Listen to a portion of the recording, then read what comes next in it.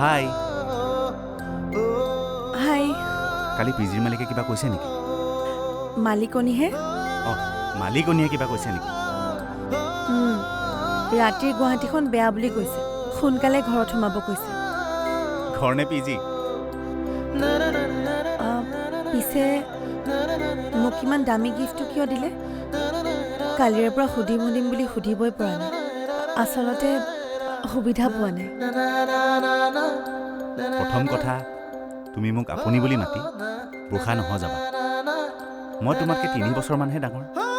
তুমি মোক তুমি বুলিয়ে মাতিবা। আৰু দ্বিতীয় কথা, গিফ্ট কেতিয়া কোনে কাক দিয়ে?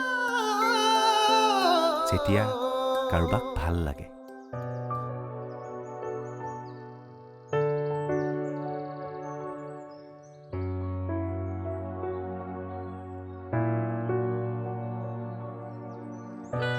মই সঁচাকৈ কৈছোঁ বন্তি, তোমাক দেখাৰ পৰা মই যিটো ফিল কৰিছোঁ আজিলৈকে কোনো ছোৱালীৰ ক্ষেত্ৰতেই কৰা নাই।